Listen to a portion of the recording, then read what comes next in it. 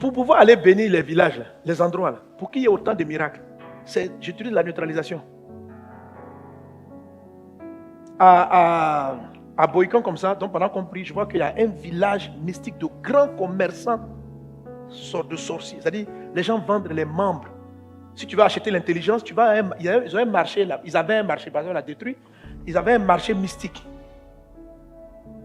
Si quelqu'un veut être plus sage et intelligent pour diriger une grande entreprise, il part rencontrer un marabout, il dit je veux devenir directeur, je veux devenir intelligent. Donc, on va rendre les gens fous. On va prendre leur intelligence. C'est ce qu'on appelle le commerce des âmes. Et le commerce des âmes dont nous parle l'Apocalypse. Donc, subitement, un enfant est là, et puis, comme par exemple le garçon, là, il va au village, et puis subitement, il ne parle plus, il n'entend plus. Donc, on vient de lui voler quelque chose, ça va être redistribué à d'autres personnes. Voilà. Satan ne crée pas. Il faut savoir que Satan ne crée rien. Il ne peut pas créer. Donc, quand quelqu'un va voir un marabout, un féticheur, et il obtient quelque chose, c'est au détriment de quelqu'un d'autre, c'est sûr. Si quelqu'un va et puis il dit, fais un fétiche, je serai riche. Mais Satan ne peut pas créer la richesse. Ça veut dire forcément que c'est l'argent de quelqu'un. C'est la richesse que quelqu'un devait avoir qui sera prise. Il ne peut pas. Si tu vas voir un féticheur, un marabout pour dire j'ai mal aux yeux, Satan ne peut pas créer des yeux. Par contre, il peut voler les yeux. C'est pourquoi la Bible l'appelle, c'est un voleur. Si on vous dit c'est un voleur, vous pensez qu'il vole quoi? Il vole quoi? Est-ce qu'il vole l'argent? Tu as déjà vu Satan venir prendre tes billets? Et depuis que tu es là, un jour ton argent, on a dit qu'il a pris, Satan a pris. Non, Satan ne vole pas les billets. Satan c'est un voleur. Il vole des choses virtuelles, des choses spirituelles. Donc l'intelligence, la sagesse, la santé, etc. Donc dans les zones en Côte d'Ivoire, il y en a beaucoup, mais Dahomey, là, le marché était terrible. Avec beaucoup de sérénité. N'ayez pas peur des sorciers. Ce qui est en vous est trop puissant. C'est trop puissant. C'est trop puissant. Trop fort. Amen. Tous les missionnaires, on a bien dormi là-bas. On était tranquille. On n'a pas de problème. C'est qu'on est parti saluer le roi là, déjà un peu. Le roi nous donne de l'eau à boire. Tu sentais que les gens ne voulaient pas boire. Et je les regarde, sans qu'ils me regardent.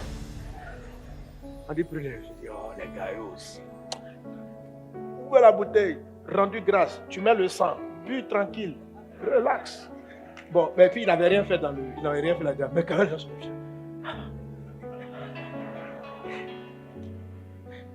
qui nous a dit d'accompagner le pasteur ici? Alléluia!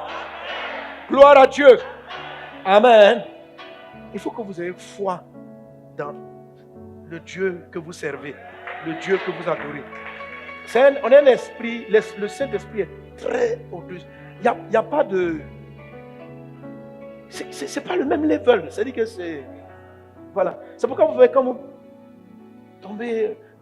Des personnes qui ne comprennent pas notre level. C'est comme si on doit trop se battre. Il faut faire attention quand tu vas arriver. C'est-à-dire, en fait, il contribue plus à vous effrayer quand vous donnez de l'assurance dans soi avant quand vous marchez. Tu écoutes des messages. Quand tu arrives là-bas, ils ont mis ça dans ton verre, dans ton village. Ton grand-père, c'était le dernier last sorcier de tous les sorciers, le plus dangereux. Mais quel que soit son last, je te parle de Dieu. Donc, te donner des informations comme ça à ta grand-mère. Donc, quand on t'a dit que ta grand-mère était trop dangereuse, est-ce que tu sais que même si on fait ta délivrance, tu n'auras pas la foi? Parce que le démon, là, on peut le chasser en 3 secondes. Sors. Mais toi, tu vas dire 3 secondes, c'est trop facile. Le degré de sorcellerie de ma grand-mère fait que le démon, là, ne peut pas partir en 3 secondes. Tu n'as pas la foi. Tu n'es pas fidèle. Tu n'as pas la foi. Tu ne crois pas ce que Jésus a dit. Tu n'es pas fidèle. Non, ton grand-père, c'est le plus grand sorcier de toute la Côte d'Ivoire. C'est quelle information? Même si c'est le plus grand sorcier, qu'est-ce que ça fait? Il est infiniment petit devant Jésus. Une fois, tu vas rencontrer le plus grand chef menuisier du monde, du pays. C'est lui qui doit être traumatisé à ma rencontre, c'est pas moi. Tu ne dois pas être traumatisé à les rencontrer. C'est lui qui doit dire, oh, je vais rencontrer un fils de Dieu. Moi, je suis un fils de Satan. Oh, Satan est trop petit devant son Dieu. Satan, est-ce qu'on peut tenir? Satan, est-ce qu'on peut tenir? C'est Satan qui doit lui dire, il faut fuir. Toi, ton Dieu te dit de fuir. C'est-à-dire que, je ne sais pas si tu comprends. Dieu qui est grand, c'est lui qui te dit de fuir. Et c'est Satan qui est petit là. Donc, il t'arrive selon ta foi. Comme tu as une foi incrédule, qui croit que Dieu est au même niveau que Satan, il t'est fait selon ce que tu crois. Comme tu crois qu'il ne peut pas vite partir et qu'ils sont tellement dangereux qu'ils doivent te poursuivre au moins 7 ans de combat spirituel avant que tu en finisses avec eux, il te sera fait selon ta foi. Si tu crois qu'on ne peut pas chasser Satan lui-même en 2 minutes, mais il ne partira pas en 2 minutes.